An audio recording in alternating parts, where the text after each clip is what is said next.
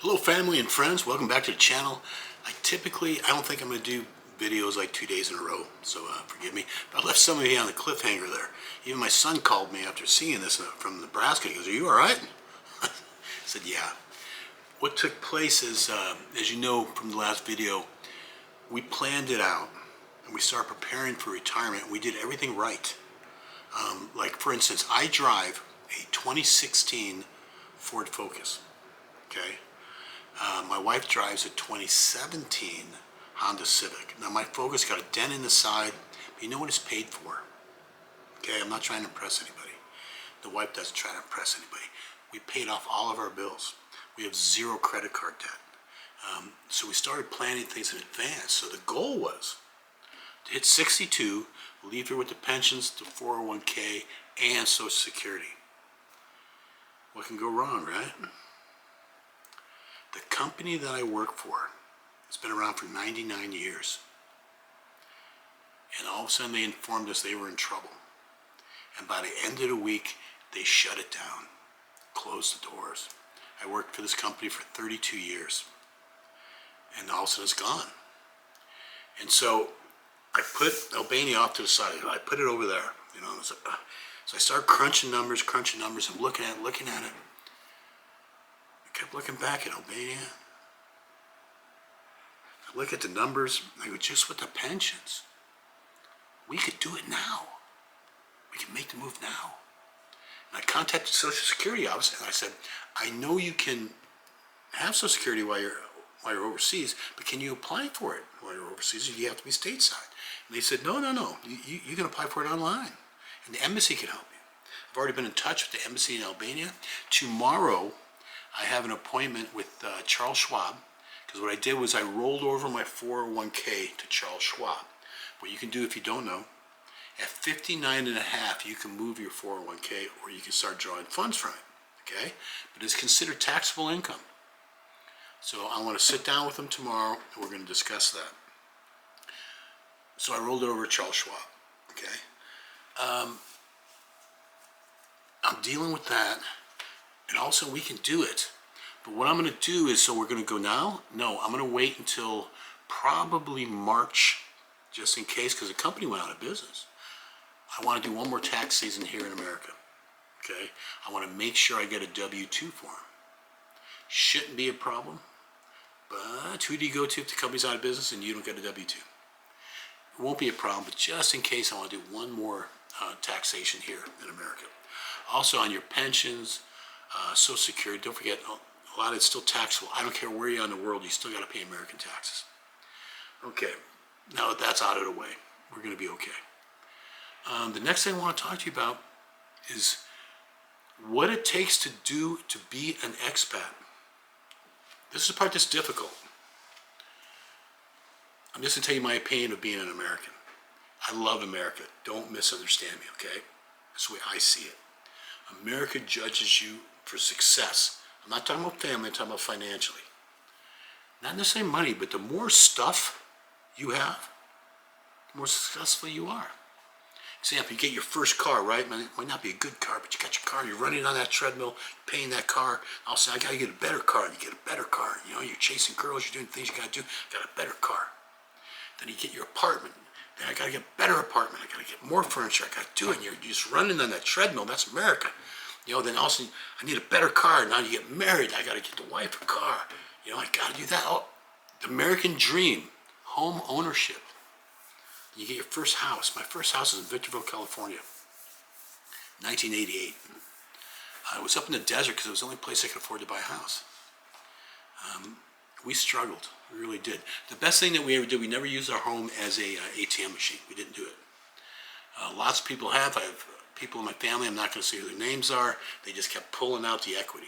You know, equity, boom. Oh, don't worry, the house is going to go up another $10,000 next month. Just refinance. And the problem with that thought is, I'm just going to pull out a number. Let's say your house is worth $500,000, but you owe $500,000, so you got nothing. So what happens is, a sergeant in the Air Force taught me, his name was DeVore, really smart guy. It's not how much money you make, it's your debt ratio.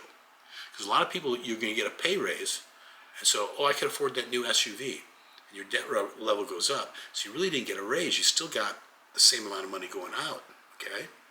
Also, I never gauged us to where I have to have overtime in order to pay bills. Don't do that, okay? I'm sorry if I'm preaching. Let me get back to it. So to be an expat, you're getting rid of everything, okay? It's not about what you have. It's about what you experience. I feel some of you pulling away from me right now. I get it, believe me. So we're selling everything. Now the places in Europe, the Far East, most of the apartments over there are fully furnished, so you don't got to worry about that, okay? I had a friend of mine in the Philippines, and for $500 a month, everything was included except for his internet and cell phone. And he's living on the beach, okay? There's different things you can do. So what I'm going to talk about today is banking, okay? To be an expat, what I did, I never give advice, okay? So don't misunderstand me on this. Because I don't want to say something, oh, Pat, you told me to do this. I'm not telling you to do anything. So what I did was I was with a regional bank down here in Texas called Pinnacle Bank. Great bank. Don't get me wrong, I love those people. You walk in and they know your name. They ask about my dog. How's the wife doing? How's the grandchild doing? Great bank. The only problem was they have no international footprint, okay? And I have to have that. So starting last year, what I did was I got 2 bank accounts, and I'm going to explain why. One of which was Bank of America. Now, normally the big banks, don't want to work with you, but Bank of America's got a really good international footprint and are attached to banks overseas. And the other bank, but it's really a brokerage firm, Charles Schwab. Now, what I like about Schwab, many things, their fees are incredibly cheap, but you also can get a checking account with them. Why is that important? ATM fees. When you're traveling abroad, if you use an ATM machine, you're going to have the fees for a foreign bank, and then you're going to still pay the fees of U.S. banks, okay? Charles Schwab waives that. What it is, you're going to be charged for it, but at the end of the month, they reimburse you for any ATM fees. And overseas, they can get really expensive. Now, am I saying I'm going to live on ATM cards? No, but I want to have multiple ways to get my money. So the 401k money is going to be at Schwab, the sale of houses in Bank of America. Not at the moment, I still have the house. Now, why 2 banks? Okay, you're going to have multiple ways to get your money. So you can have 2 banks because let's just say I'm buying something and I'm using the Bank of America card, and all of a sudden a newbie looks at it and goes, what, this guy's who's spending money in Europe, and let's say they put a freeze on my account until they can get with me, okay? So just walk on into Bank of America. Well, I can't because I'm in Europe and there is no Bank of America. So I got my second account to hold me while I deal with this, okay? Now, especially Schwab, you know what I like about them? One of the reasons just one of the reasons I went with them. You can call them 24/7 every day to you could be Christmas Day, and I could pick up the phone and talk to a human being that I got money trouble, I can't get my money. I mean, how irritating is it? And they all been there. You pick up the phone to call someone, and it's a computer. No, hit 1 for this, and it's never anything that you want. And I get so mad at that. I'm starting to sweat just thinking about that. But Schwab and Bank of America, you can call them every day of the year and talk to a human if you have trouble. And that is worth gold to me, okay? So 2 banks. Also, besides credit cards, I'm going to use like MoneyGram or things like that. But Wise, it's also called TransferWise. You can have your money transferred over. So what I'm suggesting to you, if you look at this, get multiple ways to get your money. Pick banks or brokerage accounts that have international footprints. Use TravelWise or Western Union or whatever. The only thing wrong with Western Union is it's worldwide. It's a great company. A little expensive. Okay. TravelWise, now I think it's just called Wise, is very affordable. So throughout this, whatever I'm doing here, I'm going to talk about the different things that I've studied and the way I'm going to do things. So today we talked about banking. We talked about the curveball of my job closing, but it's a blessing. At my old job at work, I can say my old job now, there was a trailer wall and people's names are on it. It was everyone that died before retirement. It was just a magic marker, but it was sad to see. There were so many men and women that could have retired and were sticking around. I get more money if I wait to 65. There were guys that were working past 70. Because once you hit 70, you can get your pension, your Social Security, and work full time, and there's no penalty. You guys doing that? The old saying is you can't take it with you. And then they died and they didn't get 1 day of retirement. Okay, that ain't gonna be me. It's not gonna be my wife. April's due to retire in November, probably the last day. Things can change, you know. The other thing I've been asked about, so you're gonna give up your American citizenship. I will never give up American citizenship. I love this country. You don't have to.